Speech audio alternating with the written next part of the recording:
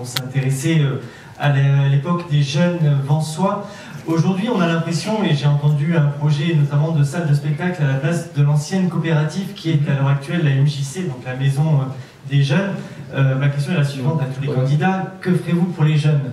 Souhaitez-vous qu'ils soient expatriés de l'intérieur de Vence et qu'ils aillent plutôt vers l'extérieur dans d'autres villes pour des activités, ou souhaitez-vous qu'ils soient à l'intérieur de Vence et qu'ils animent Vence, puisque Vence a besoin d'être animée par la jeunesse aussi? Il va répondre. Il va vous répondre. Restez précis sur la réponse. Allez-y, M. Doran, c'est vous qui commencez. Oui, ça fait partie de nos propositions de base. On considère que la jeunesse doit être une priorité à intégrer dans la ville.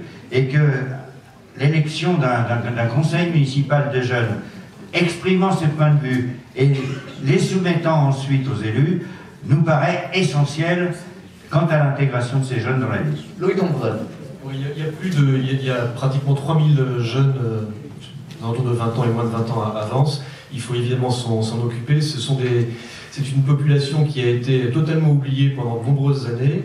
La première chose que l'on fera, c'est qu'on créera un véritable lieu qui leur est destiné, parce qu'aujourd'hui, je ne considère pas que ce lieu situé, vous l'avez évoqué tout à l'heure, soit un lieu attractif dans lequel les jeunes ont envie de se rendre. D'ailleurs, ils ne s'y rendent pas.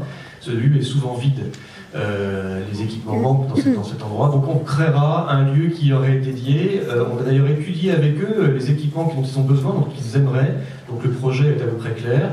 On est en train de réfléchir encore sur l'endroit où on placera cette véritable maison des jeunes. Mais en tout cas, c'est une priorité. Et également, second point, on aidera les jeunes à créer une entreprise s'ils la créent à Vence, notamment par exemple en mettant à leur disposition un prêt à taux zéro qui rembourseront bien sûr au bout de quelques années par la commune, pour les inciter à rester sur la commune et à s'y installer professionnellement. Voilà l'essentiel des mesures qui seront prises pour eux. Merci. Jean-Louis Fiori, Philippe Perret, je parle de ce côté. Rapidement, allez-y.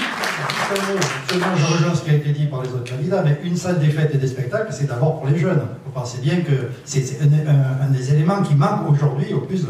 Après, retrouver un autre emplacement pour faire une vraie salle, une vraie maison des jeunes, on doit pouvoir trouver, parce qu'aujourd'hui, le bâtiment qui est là-bas, c'est vraiment des bâtiments en ruine. Et on sait qu'il manque une salle des fêtes et des spectacles, parce que pendant un mois, quand la mairie met le chapiteau sur la place du Grand Jardin, il est complet matin et soir. Donc il y a bien une demande des associations et des jeunes. Donc il faut répondre à ça. Philippe Perret.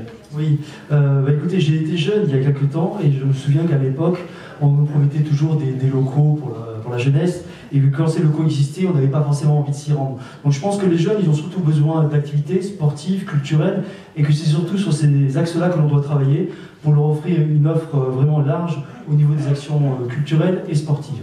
Merci. Anne Satonnet, Régis Lebigre, Jean-Pierre Doré. Alors moi je pense, et je l'ai mis dans le programme, qu'il faut un lieu dédié pour les jeunes, parce qu'ils ont besoin de se retrouver, d'être entre eux et d'avoir une salle qui leur soit effectivement dédiée, ne serait-ce que pour regarder un match ou pour partager un baby-foot. C'était le cas des MJC à l'époque.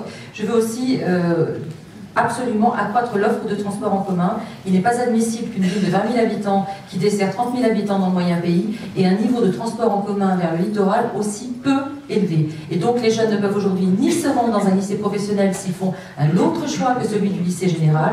Et deuxièmement, quand ils sortent le soir ou qu'ils veulent remonter la nuit, ils courent tous les dangers, soit en attendant jusqu'à 7 h du matin le premier bus, soit en remontant plus ou moins avec n'importe qui en voiture. Je veux un service de transport en commun pour notre jeunesse. Merci. Régis Lebigre.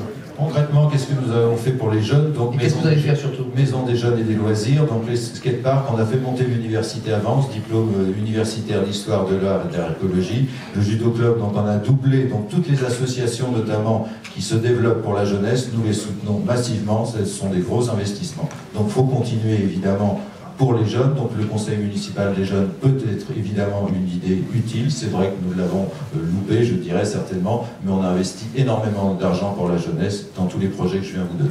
Jean-Pierre Degré. Il y avait le Covid avant, y compris l'ancienne mairie, qui pourrait être utilisée pour faire une maison de jeunes qui soit plus en rapport avec les besoins qu'ils peuvent exprimer, plus la troisième salle qui serait contiguë à celle-ci.